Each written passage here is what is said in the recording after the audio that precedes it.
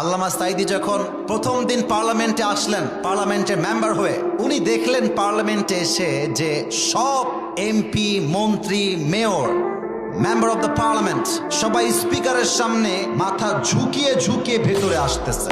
তো আল্লামা সাঈদী তার পাশে একজন সংসদ সদস্য, ওনাকে বললেন যে ভাই, আচ্ছা এই লোকেরা ঢোকার সময় রুকু দিয়ে ঢোকে কেন? তো উনি বললেন যে হুজুর, আসলে রুকু না, এটা নিয়ম যে স্পিকারের সামনে মাথা ঝুঁকিয়ে সম্মান প্রদর্শন করে পার্লামেন্টে অংশগ্রহণ করতে হবে। এবার আল্লামা সাঈদীকে একটা আর্টিকেল দেওয়া হলো, rules of procedure, article number 267, যেখানে লেখা ছিল পার্লামেন্টে ঢোকা অবস্থায় এবং বের হওয়া অবস্থায় উভয় অবস্থাতেই স্পিকারকে সম্মান জানাবার উদ্দেশ্যে মাথা ঝুঁকাইয়া সম্মান প্রদর্শন করিতে হইবে। এই কথা পড়ার সাথে সাথেই আল্লামা সাঈদীর মাইন্ড স্ট্রাইক করলো। উনি বললেন, অসম্ভব, একজন মুসলমানের মাথা জাস্ট আল্লাহর সেজদায় নত হবে, কোনো মানুষের সামনে মুসলমান তার মাথাকে নত করতে পারবে না। উনি ভাবলেন যে এই নিয়মটা আমাকে চেঞ্জ করতেই হবে, but because he was newly the member of the parliament, নতুন নতুন এসেছেন, কি বলতে গিয়ে কি বলে ফেলবেন, আর স্পিকার সাহেব বলবেন যে বসেন, এটা ইজ্জতে আঘাত লেগে যাবে। তো আল্লামা সাঈদী বললেন, পার্লামেন্টে কোন কোন ধারা নিয়ে কথা বলা যায় এটা বোঝার জন্য আমি জাস্ট 2 থেকে 3টা দিন সময় নিলাম।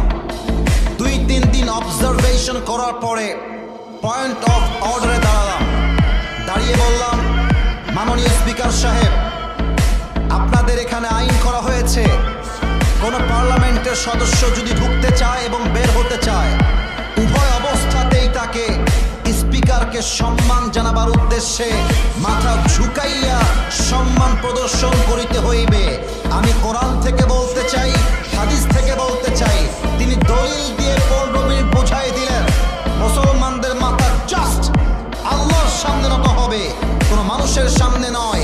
এই কথা শুনে তৎকালীন সময়ের স্পিকার আল্লামা সাঈদীর দিকে চাতক পাখির মতো তাকিয়ে রইলেন, আর তিনি বললেন, মাওলানা সাহেব, আপনি যা বলেছেন আমি স্পিকার আপনার কথার সঙ্গে 100-এ 100 একমত। সুবহানাল্লাহ পড়বেন না আপনারা সবাই? কিন্তু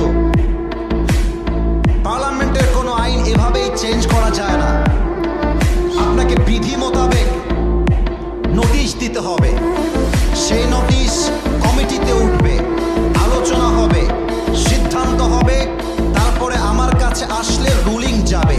আপনি নোটিশ লেখেন, আল্লামা সাঈদী নোটিশ লিখলেন, কিন্তু তৎকালীন জালেম সরকার সেই নোটিশকে 5 বছরের জন্য ডিফ্রিজ করে দিল, তাকে আর বের করতে দিল না। এই নিয়মটাকে তারা চেঞ্জ করলো না, বাট আল্লামা সাঈদীর নিয়ত ছিল আল্লাহর এই জমিনে শিরকি মতবাদ চলবে, আর আমি আল্লামা সাঈদী চোখ দিয়ে দেখবো, এটা চুল পরিমাণ বরদাস্ত করা যাবে না। উনি আবার পার্লামেন্টে আসলেন 5 বছর পরে নির্বাচিত হয়ে, উনি আবার সেই সিদ্ধান্তকে উত্থাপিত করলেন, নোটিশ উঠলো, কমিটিতে সিদ্ধান্ত আসলো, পার্লামেন্ট থেকে রুলিং করা হলো এবং সিদ্ধান্ত পাস হলো, কিয়ামত পর্যন্ত বাংলাদেশের পার্লামেন্টে কোনো দিন কখনো স্পিকারের সামনে কোনো এমপিকে, মন্ত্রীকে, সংসদ সদস্যকে মাথা ঝুঁকাইয়া সম্মান প্রদর্শন করতে হবে না। আল্লাহু আকবার। এরকম আল্লামা সাঈদী আমাদের দরকার, আমাদের মতিউর রহমান নিজামী দরকার, যে আল্লাহর জমিনে আল্লাহর দ্বীনকে কায়েম করবার জন্য বুকের তাজা রক্ত দিয়ে শহীদ হওয়ার জন্য প্রস্তুত থাকবে।